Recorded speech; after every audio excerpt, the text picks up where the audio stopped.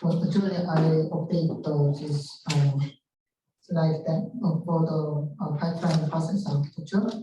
So actually, I posted the updated slide there on the Blackboard and Piazza, so you can download the updated slide there. So in the previous class, we learned about how to design the data folding unit and other detection unit.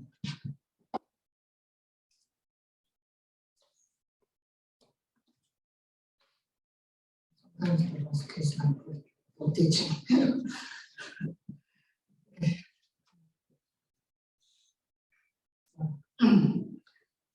So actually, so we will be requested to design a simple pipeline processor in the final design map. So which means that the first design map. So actually, as I mentioned in the previous class, the basic concept of pipelining is very, very simple. So we can just split some stages, but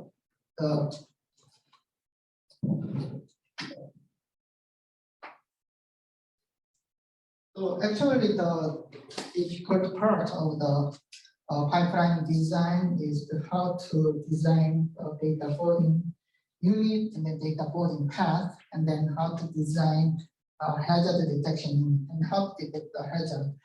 Then if the hazard is detected, also you need to control pipelines, and then you need to make pipeline store for the following instructions. So that is actually I think one of the most difficult part of the pipeline design.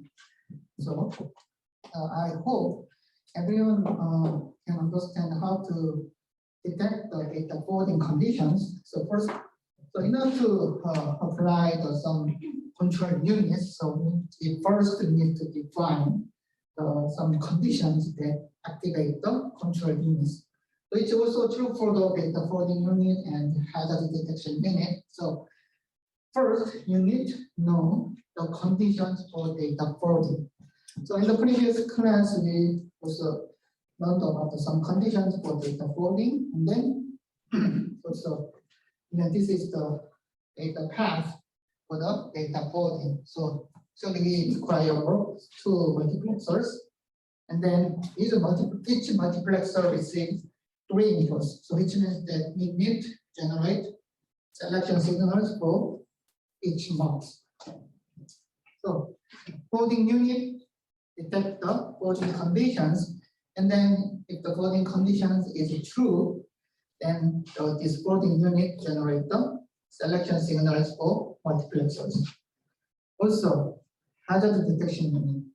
So actually, in the previous class, we learned about the load use data hazard. So this hazard detection unit detects the load use data hazard, which means the former instruction is load instruction, and then the very next instruction is the result from this load instruction. So in this case, the next instruction need to be stored in the pipelines. So it's also same. The design approach is the same for this hazard detection unit. So first, we need to define the hazard conditions. Okay, so we need to define the load use data hazard condition, and then if this condition, this load use data hazard case is detected in the pipeline processor, then we can generate the control signals. Okay, so these are control signals from hazard detection unit. So actually, if the hazard is another control signal is this signal. So if the hazard is detected, then we need to store instructions in instruction fetch and instruction decoding stages. And then so in the EX stage, we need to generate NOP instruction. So NOP means this instruction does nothing. So this NOP instruction is represented the bubble. Okay, sometimes we use the bubble figure to represent the NOP instruction. That's what we learned in the previous class. Okay, so in the today's class, we will learn about the control hazard. So I hope everyone remember what the definition of the control hazard. So what is the control hazard? 그게 맞아요. 그러니까 Speak clearly. 브랜치 인스트럭션이 트루인 경우에 그 브랜치 다음에 실행하던 인스트럭션들을 스토어시켜야 된다. Right. So actually, we learned about the control hazard in the many covered some brief so old. So what is the control hazard? I cannot find it. That's right. Okay. So that's right. So if the branch instruction is taken, so it means that the conditions of this branch instruction is true. So in this case, then we need to jump to the target of the branch instruction, which means the PC, the program count, is changed by target of the branch instruction. So actually, if we see some instruction stream, then instructions are executed from top to bottom sequentially. So sequentially means that so PC, the next program counter, the PC is the current PC plus 4, which means that the next instruction is fetched from the instruction memory and then executed again and again. So for the normal case. But if the branch is taken, we need to jump to the target of the branch instruction, so which means that the PC is changed to the target of the branch.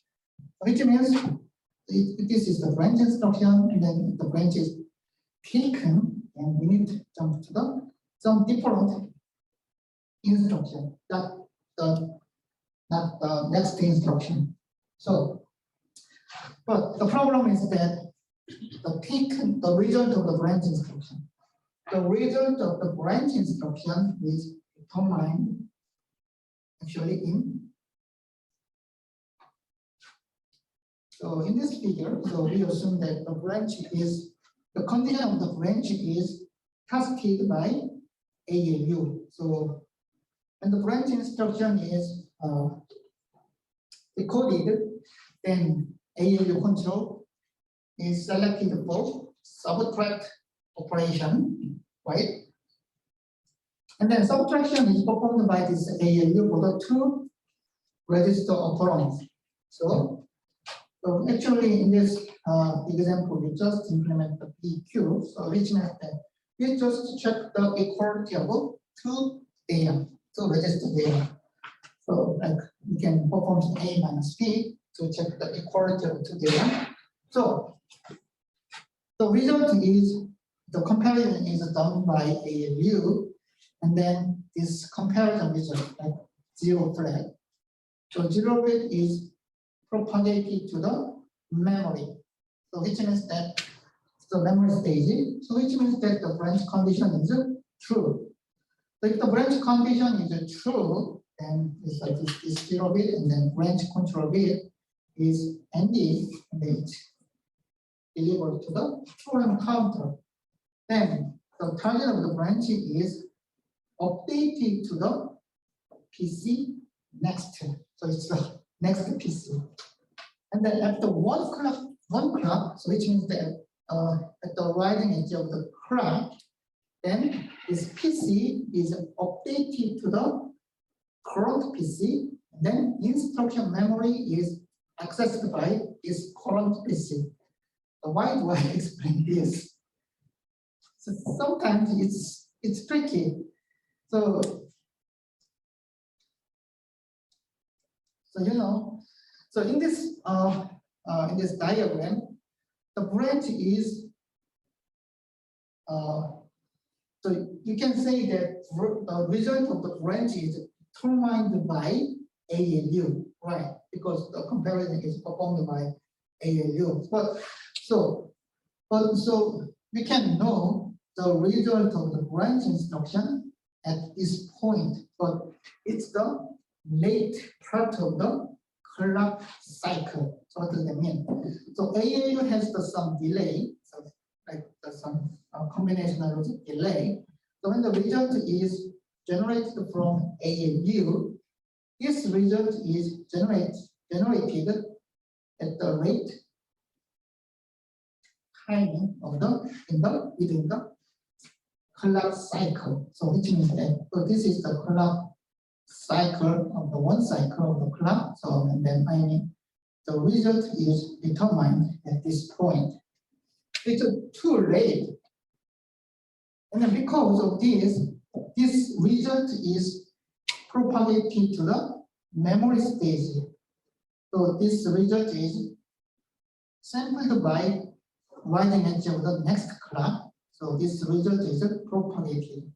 So when this output of the ALU is propagated to the next cycle, next stage by the clock, this is the very early part of the clock. So we can send this signal to some other combinational logic. Okay, so we need to consider the delay of our combinational logic. So, and then as I explained, this is the early part of the next clock cycle. So when the branch is in the memory stage, and we can say that, we can know the result of the branch instruction in the memory stage. So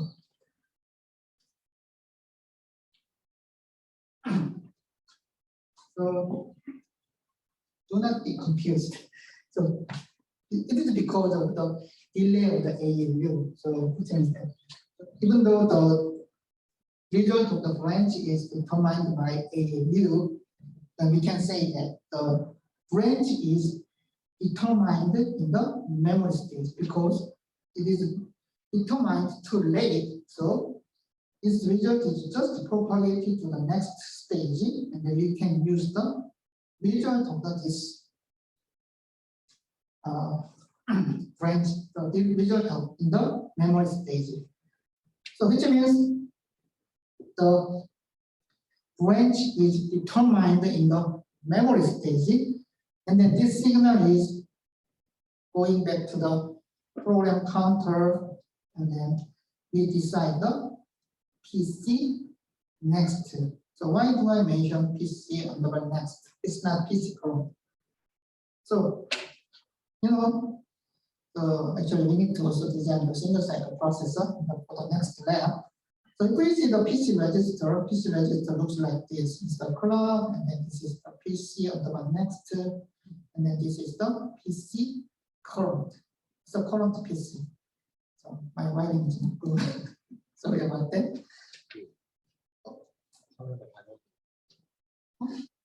화면에 반영이 안 되고 있어. 맞아.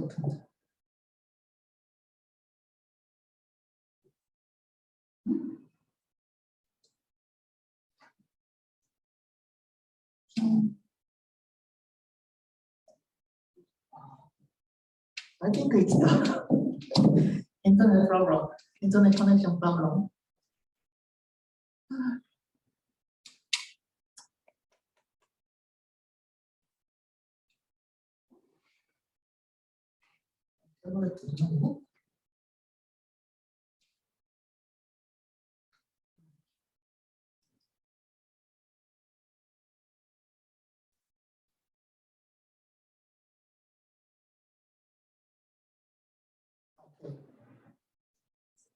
The internet was disconnected.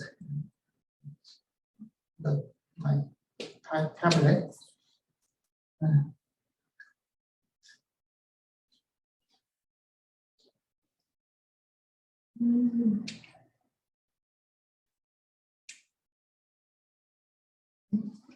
Now? Okay. So the branch is the result of the branch is propagated to the memory stage, and then based on this branch result, we can decide the PC on the next. So Why do I mention PC on the next? Because the PC looks like this. This is the program counter register, and then it's just like a deep flip-flop actually. So this is the clock signal, and then this is the PC on the next, and then this is the PC on the current. So which means at the rising edge of the clock, this clock signal, PC on the next is propagated to the PC on the current. So it's a current piece. And then this current piece is given to the instruction memory as an address. Okay? That's how the program counter works. Okay? So I mean the branch is determined in memory state. So which means that the result, we can know the result of the branch instruction in memory state. So based on this branch result, the PC on the next is decided, and then this program counter is reflected to the processor, and the branch instruction is in the write back stage. Okay, so we need to understand this time of the branch instruction. Then, which means that so this branch is the taken branch, and then the result of the branch is applied. So I mentioned the applied. So when the branch instruction is in the write back stage, so which means that when the branch instruction is in the write back stage, the target of the branch instruction is finally fetched, like this load instruction. So what does that mean? So if we see the 5-stage pipeline, branch instruction is here, and then the target of the branch instruction is here, the instruction fetch stage. Then how about the instructions in the other stages? The branch is here, and then the target of the branch instruction, the load instruction, is in the instruction fetch stage. And these instructions are incorrect instructions because those instructions are just next instructions. Like we can find the program counter value here, the 40, 44, 48, 52, and then this 72 is the target of the branch instruction. So we can find incorrect instructions in the memory execution and then ID stages. So which means we need to cancel these instructions. Okay. So which means these instructions are flushed. So these instructions become nope. Nope, nope, nope. So in this case, we waste 3 cycles. Okay. So in this pipeline architecture, when the branch is taken, we just wasted 3 cycles. And what's the problem? So when the branch is taken, the cycles are wasted, but it's not good for the performance of this pipeline processor. So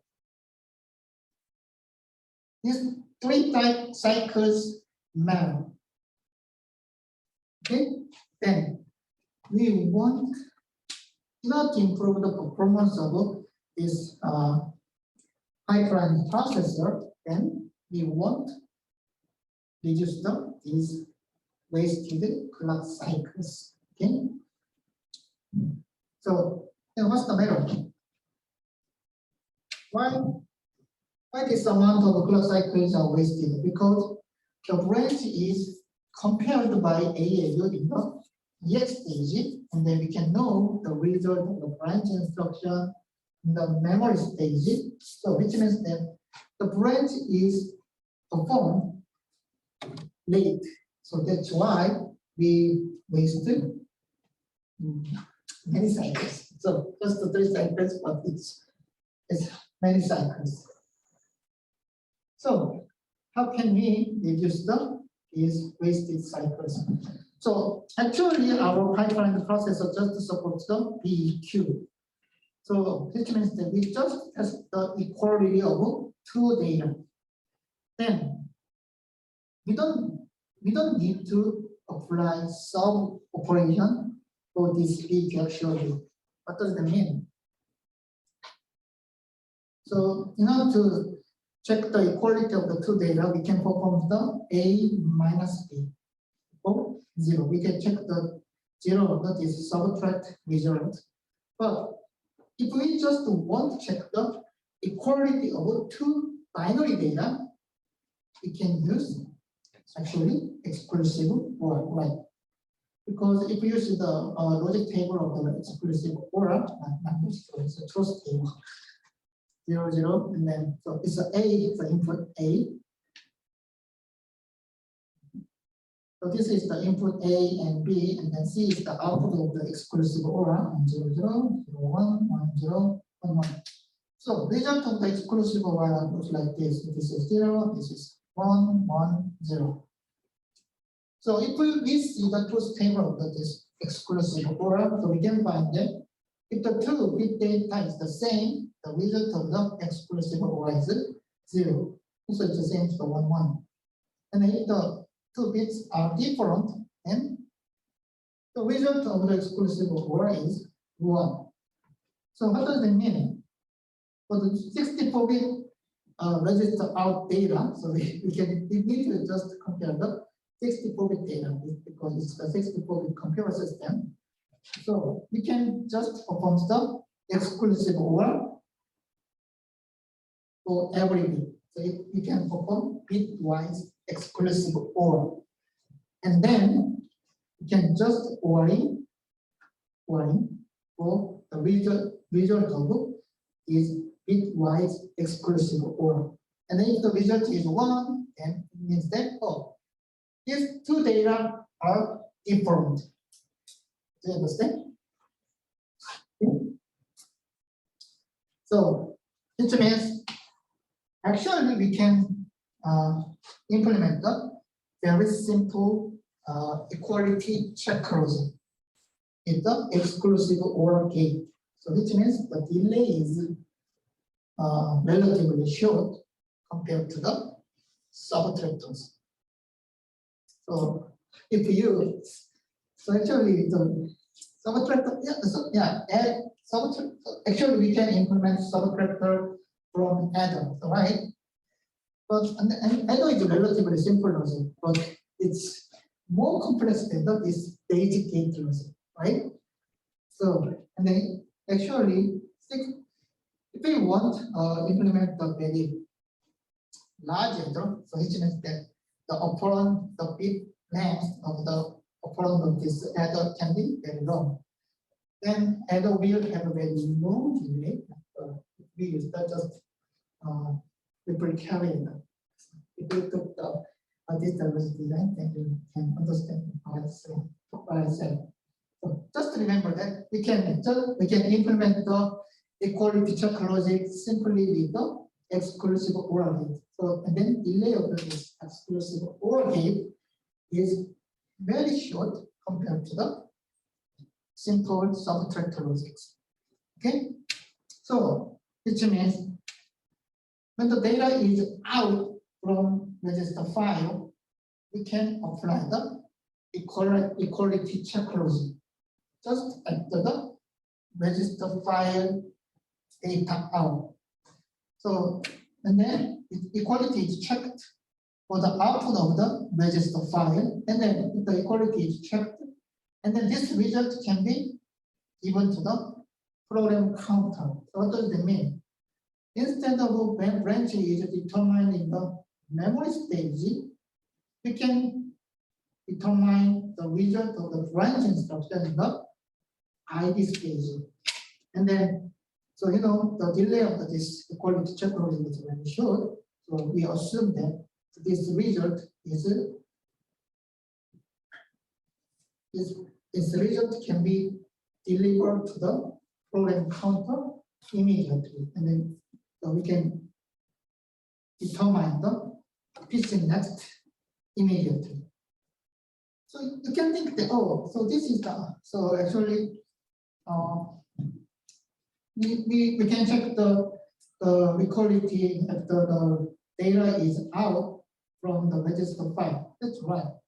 But this is the read operation. And then actually this register file received the source register number immediately after this instruction fetch and then ID pipeline register. And then we assume that the delay of this register file is shorter than the delay of the ALU at the 100 picosecond. It's an example, just an example. So we assume that the delay of the register file is shorter than the ALU. Which means we have enough time to perform the equality check. And then this result is so can be updated, reflected to the PC on the bottom next. So just compare this stage, the determined stages. So in the original version, the branch is determined in the memory stage. But in the enhanced version, the result of the branch is determined in the ID stage. So which means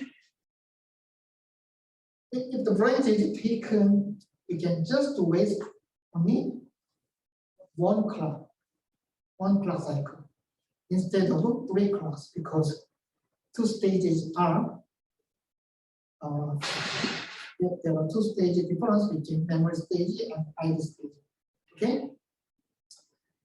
So by doing this, we can reduce the control hazard by branch instruction. Okay, well, this is good. But so we can find here.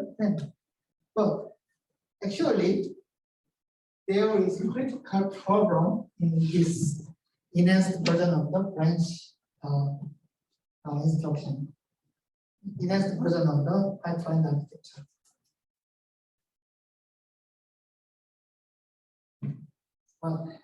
First thing. Yeah, I know this is not easy to recognize because actually this looks like the bug of this textbook. Then the textbook has a long story, but this bug is not found during this long history of the textbook. Okay, so the problem is that the branch instruction also requires result from former instructions, which means so we need to check the data of 2 source registers to perform the branch instruction. But this data, the source registers can be generated from former instructions like this. So which means that these add instructions and the branch instruction have dependencies, data dependency. So which means the branch instruction needs to receive the result from former add instructions. Here and here. So what's the problem? Actually, okay. We implement data boarding path in this 5-stage pipeline architecture. And then you can find that, data boarding path is the EX stage. Okay? So problem is that the result of actually the branch instruction check the values of 2 source registers in the ID stage. So which means in this example, the branch instruction needs to receive result from former add instruction. But there is no boarding path in the ID stage. So which means you have to use the result from this add instruction. Branch instruction needs to wait until the add instruction is in the write back stage. That is another data hazard by new branch instruction architecture. Okay, So this is the new data handled in the enhanced pipeline architecture. So problem is that a branch instruction is checked in the idle stage, but there is no forwarding path in the idle stage. Okay, so this is the problem. So which means if we can find the data dependence between this branch instruction and the former instructions, then the branch instruction need to be stored until the former instruction is in the write back stage. And then we assume that the register file support the internal forwarding. So which means if this add is on the branch instruction is more. So actually, when the add instruction is in the write back stage, and then branch instruction is in the idle stage. So, but actually, this problem you cannot find these issues in your textbook. So the problem is that the textbook is revised this year. This is the second edition, but this issue is not reflected in the textbook also. So actually, so this slide says that we can solve this problem with another forwarding path in the idle stage. So which means not to solve the data hazard problems by new branch instruction, not new branch architecture. So then we can make the new forward path to the idle stage. Then we can reduce the wasted cycles by new data hazard by branch instruction. Do you understand? But I don't like this idea actually. So not to explain about the new data path, then we need to also add new data forwarding units. Also, we need to add a new forwarding multiplexers. So then these new forwarding paths should be implemented in the idle stage. So it can be very complex. So actually, and then if we can make the new forwarding path in the idle stage, then we can reduce the wasted cycles. How? But so problems here. Then these two slides explain about the data hazard by branch instruction, assuming that the forwarding path is implemented in the idle stage. But I don't like this idea. So actually, I prefer the branch unit is in the EX stage. So if you see that this figure, you can find the branch unit. Okay. So and then also another problem of this new architecture is that we can just perform BQ or BNE only. So we can check just the equality of two data, but normal processor need to support some other kinds of branch instructions, such as the BLT and then BGE. So you are requested to design the ALU that supports the BGE and BLT also. So which means that in the third design net, you will be requested to design single cycle processor, or the single cycle processor need to support also BLT and BGE, so other branch instructions. So the problem is that if we just consider the equality check logic for the branch instructions, and then this equality check logic cannot support the other kinds of branch instructions, like BLT and BGE. So I don't like this idea. So instead of using equality check logic, then we can just implement the simple subtractor in the EX stage, like here. We can find the branch unit here, and then this branch unit just performs the sub operation. Then if you see the location of this branch instruction, the branch unit is located at the forwarding multiplexers, right? So which means that this branch instruction can receive forwarded data from former instructions in the EX stage. Okay, and then this is just a sub operation, and then this subtractor is the simpler hardware logic compared to the ALU, and which means the delay of the subtractor may be shorter than the delay of the ALU. So I believe we can have enough time to use the result of this branch unit. Then this result of the branch unit is reflected to the PC next in the EX stage, which means that the branch instruction, the result of the branch instruction can be determined in the EX stage in this case. And then if then we can use the forwarding path, so existing forwarding path. So which means architecture is simpler compared to the is former enhancement. So we don't need to implement forwarding paths in the either stage in this case. You can just use the existing forwarding path. And what's the problem? And also another good advantage of this design is so we can implement BRT and BGE. Okay, understand?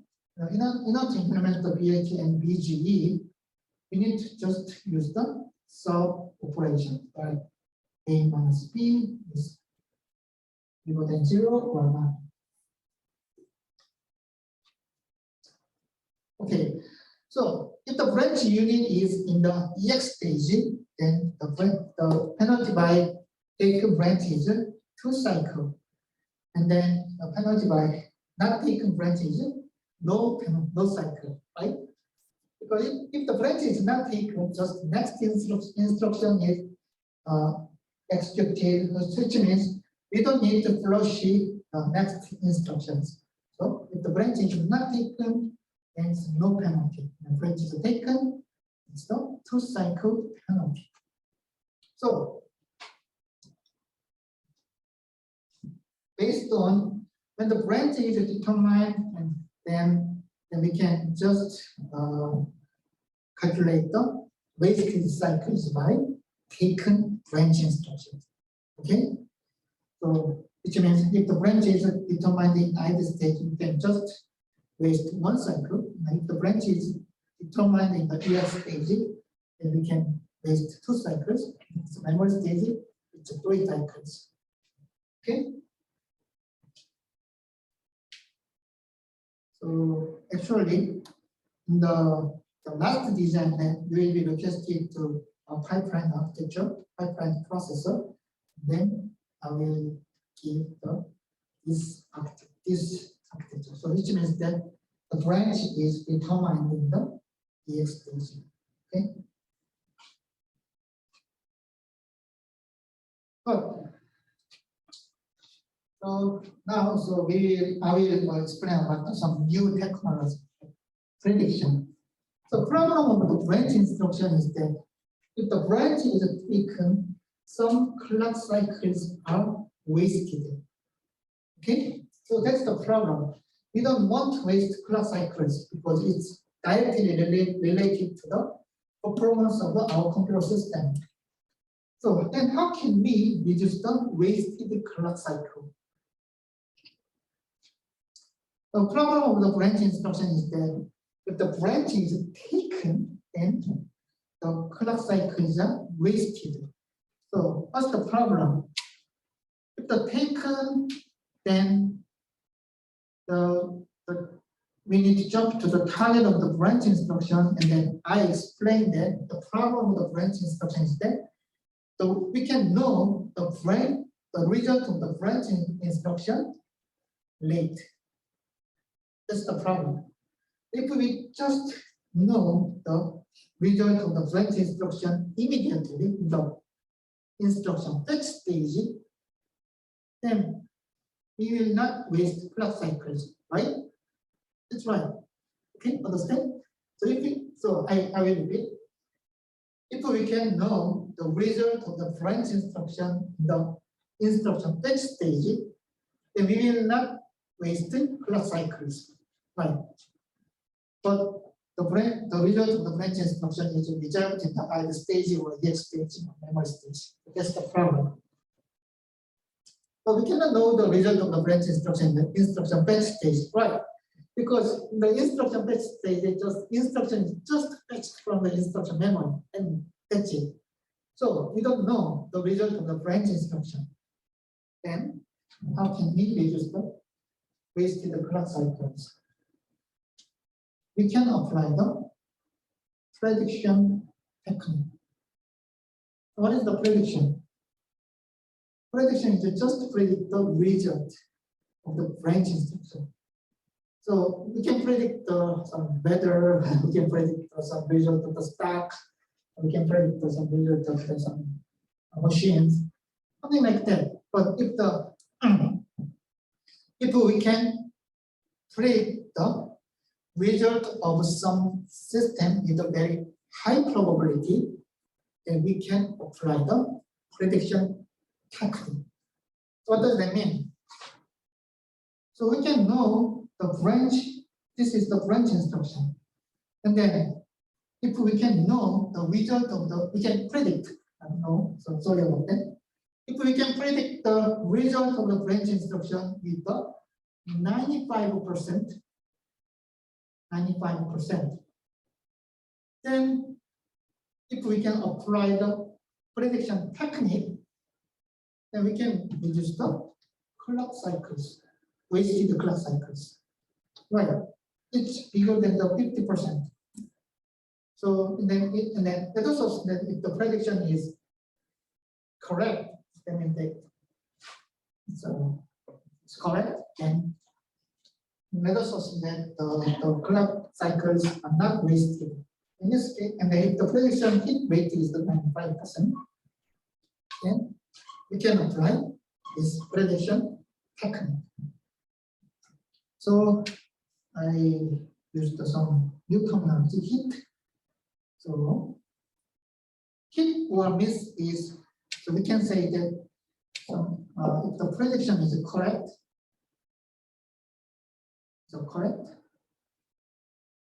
you can say that this is the hit. And if the prediction is incorrect, then this is the miss. And then we will use the hit or miss terminology frequently in the actual complex field. Okay, so if the prediction is correct, this is hit, and the prediction is incorrect, and this is miss. So, and then hardware can also predict the result of the branch instruction. So you can see that this example, like for loop.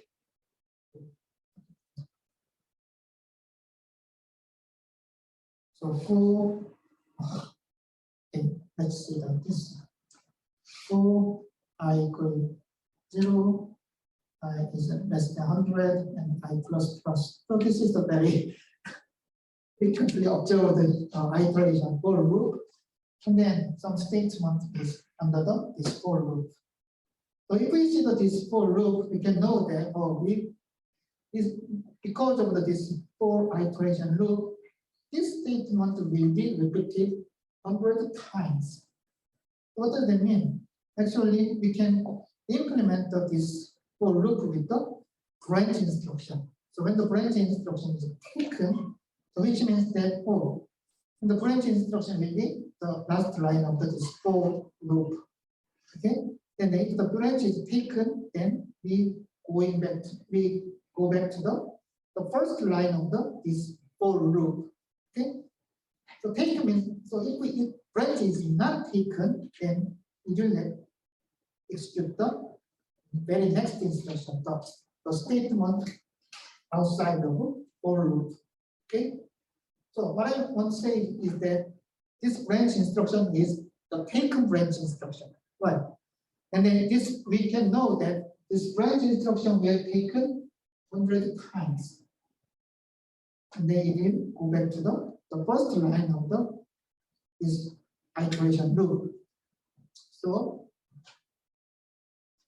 if we can predict the result of this branch instruction, and then it's just very easy.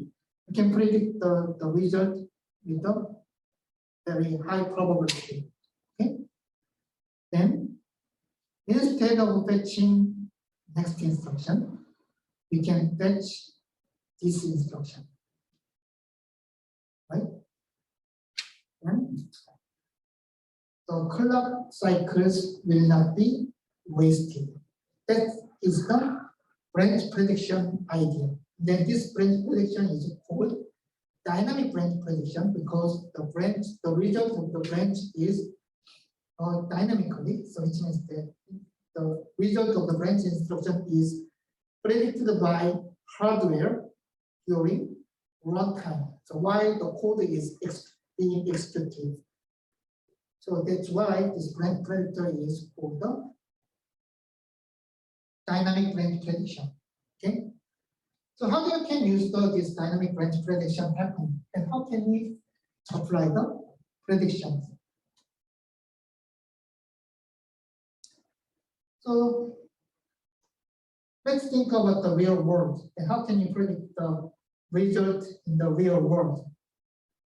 How can you predict the weather?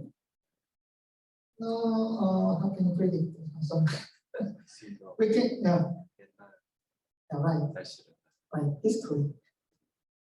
We can predict the future event based on the previous events, previous result. Right. We can predict the future event by monitoring or tracking the previous trend or previous result. It's the same to the branch predictors. So in order to so I said that for prediction, we need to monitor previous events or previous results. So which means we require memory. So which means that we need to store the result of the previous events. It's the same to the branch instruction. This is the BQ. And then in order to predict the result of this BQ, then we need to store the result of the previous event for this BQ. So for example, we can store this is taken, not taken, taken, not taken, something like that. So this event should be stored in some memory components, and then this type of memory components are called buffer. Okay, we can store some previous event in the buffer. That's why the branch prediction is called the branch prediction buffer. Okay, so we need to check we need to track the previous result by branch instruction. But for the branch prediction, we can just check the very previous result. So what does that mean? We can just check the one time previous result by this branch instruction. And then we can predict that for the future branch behavior, the future branch behavior is the same to the result of the previous, very previous result. So which means we can just check the one previous result by branch instruction. This is the latest result by branch instruction. This type of predictor is called the one-bit predictor, which means that we can just check the latest result by branch instruction, and then we assume that the future result of the branch instruction is the same to the latest result by this branch instruction. So which means if the branch is taken in the previous, if the latest branch result is taken, then we assume that the result of this branch instruction will be also taken. If not taken, it's not taken. So think like the iteration loop, for iteration loop, like the for is 100, 100, I less than 100, and this is the iterative loop. So BQ will be here, and then we already know that, oh, this BQ is taken, this BQ will be taken 100 times, okay? So it's like the taken, and not taken. So actually, it can be easily implemented to this type of a branch instruction. So if this for loop is iterated 100 times, and repeated 100 times, then the hit rate, so it's the percentage of correct prediction, the hit rate will be very high. Why? Let us assume that the first prediction is not taken, but for the first iteration, this is the taken, and then this is the latest result, which means in the next iteration, we will predict the result of this branch instruction is taken. Then real result is also taken. It's hit, taken, hit, and then it will be predicted as taken. But for the last iteration, the result of this branch instruction will be not taken. So actually, the hit rate is the probability of the correct prediction is about the 98%. It's very, very high, right? If we just check the latest result of the branch instruction, and then based on this previous result, then we can predict the result of the future result of the branch instruction. Okay, but this predictor is not good for the double loop, and so we frequently use the for I is 100 less than 100, and then for j is less than 100. This is the double iteration loop. We frequently use this type of the loop iteration. So this loop is called the inner loop, and then outer loop is called the outer. This loop is called the outer loop. And then for this type of the loop iteration, the one-bit predictor, the hit rate of the one-bit predictor maybe is lower than some very simple loop iteration. So in this case, we can use the two-bit predictor. The two-bit predictor means that it just stores up two latest results by branch instruction.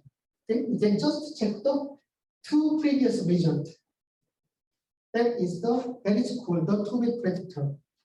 So two-bit predictor is composed of two-bit counter, actually, two-bit counter, and then this counter is the saturated counter. So it starts from the 0, 0, and then if the branch is taken, the state is changed to the 0, 1, and then the taken and state is changed to the 1, 0, then the taken state is changed to the 1, 1, and then the taken is a state is remained in 1, 1. So that's why this counter is called the saturated counter. So we can use the saturated two-bit counter for the two-bit branch predictor. Okay, there are two states, and then this is 0, 0, 0, 1, 1, 0, and 1, 1. And then the state is changed by event of the branch instruction. And then we can say that if the current state is in the 0, 0 or 0, 1, we can predict the result of the branch instruction as the not taken. And then if the current state is the 1, 1 or 1, 0, we can predict that the result of the branch instruction is taken. So this is the two-bit predictor. And then if the two-bit predictor is applied to this kind of double loop iteration, then we can increase the hit rate. Okay, But problem of the two-bit predictor is that we need to store two previous results. So which means a hardware resource. So it will require more hardware resources. Okay. Then how can we implement the branch predictor? So we can just implement the branch predictor by storing two previous result ones. So make it the result. Then how can we distinguish? How can we store these result of the branch instruction? So actually, there can be many different branch instructions in our code. Okay, right. Then we need to distinguish these branch instructions because the behavior of different branch instructions will exhibit different result. Right. So BQ may be here, BQ2 is here, BQ2 is 3 is here, and then there's many branch instructions. And how can we distinguish these different branch instructions? How can you distinguish different instructions?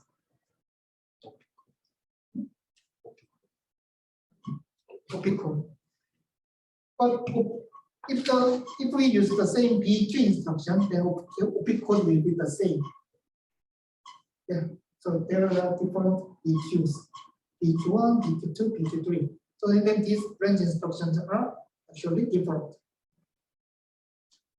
You can use PC. Okay. So you can distinguish different instructions, but different branch instructions with PC. So idea of the branch prediction buffer is that if the PC is the 100, then the result of is stored for this PC for the branch instruction. And then if the PC of this branch instruction is 1 or 8, we can store the result of this branch instruction to the different entry here. So it looks like the memory branch prediction buffer. This is the branch prediction buffer, and then branch prediction buffer has several entries, and then we can access these entries with the program counter. And then in these entries, the history of the branch is stored to the corresponding branch. Okay, but actually the PC is very long, so we are running about the 64-bit computer system, so which means that the address of this computer is 64-bit also. But if we just use the entire 64-bit address field, actually the memory size will be very large. We cannot use this kind of memory. It's very large. So actually we use so for the 64-bit computer system, we use the program counter or address of the memory like the 48-bit, not entire 64-bit. Actually it's enough. Okay. But 48-bit is also too large. Okay, so think like this. So if we just use the entire 48-bit, then there will be 2 to 48 entries. It's about the so 256 tera height. The 256 tera. It's very large. So which means that we cannot use entire bit. So when we implement the branch prediction buffer, we just use the several bits of LSB. So for example, we can use the LSB 10 bits of the program counter to distinguish different branch instructions. Okay. Okay. So With this branch prediction buffer, then we can predict the result of the branch instruction. Oh, that's good. And but there is another issue. So when something like this, BQ, X1, X2, and target. So when the branching instruction is performed, the first we need to check the condition of the branch. Actually, the branch prediction buffer predict the result of this condition. So what is it missing? Target. So why do we need target of the branch instruction? So we assume that if we can predict the result of the branch instruction correctly, we don't want to waste clock cycles. But how about the target? This target is figured out in the ID stage, because I mentioned that in the instruction fetch stage, the instruction is just fetched, so you don't know the detailed structure of the fetched instruction in the instruction fetch stage. The fetched instruction is coded, and then then we can know some information of this instruction, something like source registers, destination registers, and also target of the branch instruction. So the problem is that we can know the target of the branch instruction in the ID stage. Then what's the matter? With the branch prediction buffer, we can predict the result of the branch instruction, which means the condition here in the instruction fetch stage. But target is determined in the instruction decoding stage. So just one clock is just still wasted. So we also need to predict the target of the branch instruction. How can you predict the target of the branch instruction?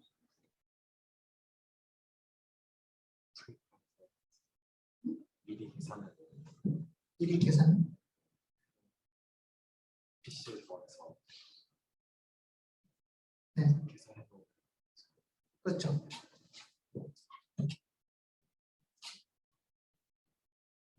So if you see this branch instruction, target is the constant value.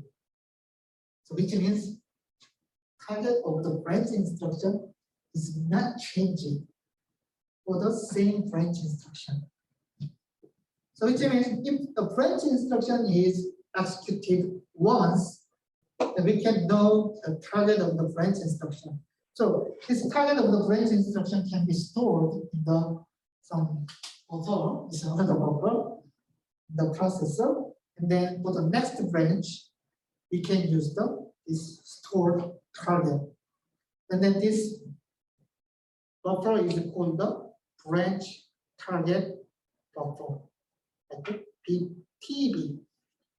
So this is the branch target buffer. And then branch target buffer is also accessed by program counter, the part of the program counter, like the branch prediction buffer. And then it's also the branch target buffer is the same. And we can easily implement the branch target buffer, as I mentioned, because if the branch is once executed, we can know the target of the branch instruction correctly with a 100% hit rate. Okay. So when the branch instruction is, we can know the result and target of the branch instruction. It's just a prediction. So we can predict the result and the target of the branch instruction, the instruction fetch stage, and then using this result, then we can fetch the new instruction. Okay, so by using this branch target buffer and then branch prediction buffer, then we can reduce the wasted clock cycles by control agent. Okay. Gradually, this branch prediction and then branch target the branch predictor is very critical for the performance of our process actually. Actually, we are learning about the steady pipeline architecture, but our modern processor used very complex and different architectures. Then for this modern process architecture, the performance of the branch prediction, which means the hit rate. The hit rate of the branch prediction is very critical for the performance. Okay, so we can reduce control hazard using dynamic branch prediction. Then we have only 5 minutes, so I will briefly explain about the exceptions. So if we see the terminology exceptions, so we can say, oh, this is some kind of not normal case. Okay, it's a meaning of the exception. So what is the exceptions?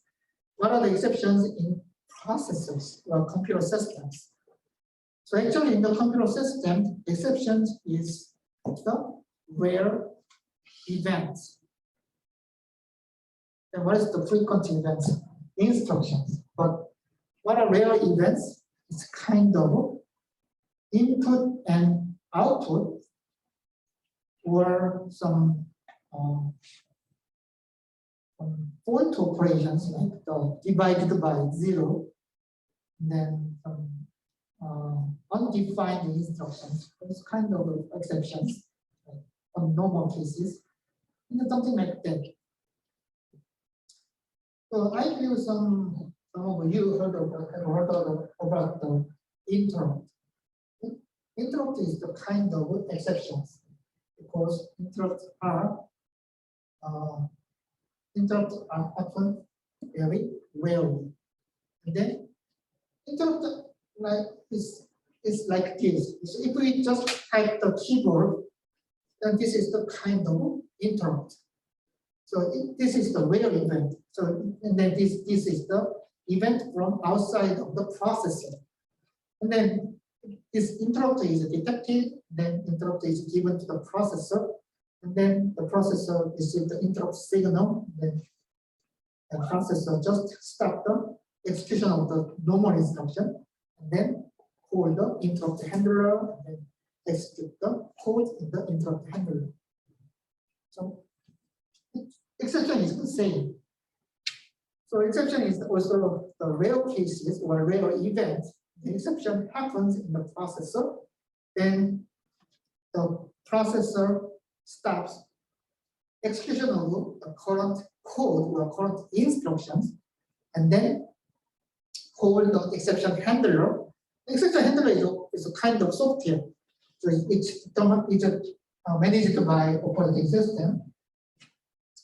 So exception handler is called, and then the instructions in the exception handlers are executed. So the exception is handled by this code. Then the existing instructions are resumed in the processor. So then also I explain about the interrupt, like the typing or touching, touch screen. Also, you can use the mouse. Use your mouse. So this is the kind of interrupt. The rare cases or rare events. We can say that we can type very fast, but it's rare. Rare events in the processor. So exceptions or interrupts are unexpected or rare events in the CPU or processor. So these are very, very rare events. So which means it's rare. So in the chapter 1, we learned about the common case fast. So make common case fast. What does that mean? We can invest other resources or some other resources to make common cases fast or common events. How about the rare events? In order to handle the rare events, so we will also need to invest some resources, but this is the rare event. So which means that rare events do not influence the performance of the entire system.